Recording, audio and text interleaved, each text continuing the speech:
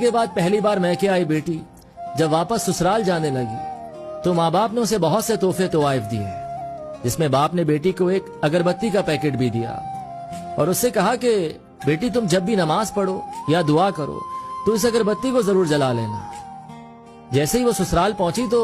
ساس نے بہو کے گھر سے آئے تحفوں کو حسد بھری نگاہ سے دیکھا، اور جب اس کی نظر اگربتی کے پیکٹ پر پڑی تو من ہی من میں ہنسنے لگی کہ بھلا کون سا باپ اپنی بیٹی کو تحفے میں اگربتی کا پیکٹ دیتا ہے۔ صبح جب بیٹی نماز کے لیے اٹھی تو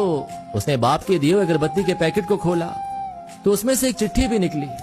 جس میں لکھا تھا کہ بیٹیا، یہ اگربتی خود تو جلتی ہے لیکن اپنی مہک سے پورے گھر کو مہکا دیتی ہے۔ ہو سکتا ہے تم کبھی اپنے شوہر سے روٹھ جاؤ یا کسی بات پر ساس سسر سے ناراض ہو جاؤ،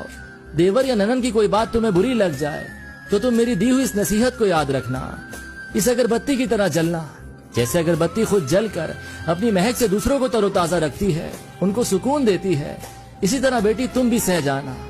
اپنے سسرال کو میکا سمجھ کر اپنے اچھے رویے اور خوش اخلاقی سے ان کے گھر کے سکون کی وجہ بن جانا۔ یہ پڑھ کر بیٹی پھوٹ پھوٹ کر رونے لگی تو اس کا شوہر اور ساس سسر بھی وہاں پہنچ گئے اور پوچھنے لگے کہ کیا ہوا، تو بہو نے وہ چٹھی اپنے شوہر کو دے دی۔ جب شوہر نے چٹھی کو پڑھا تو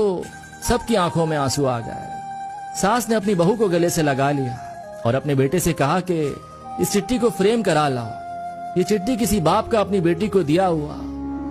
انمول تحفہ ہے۔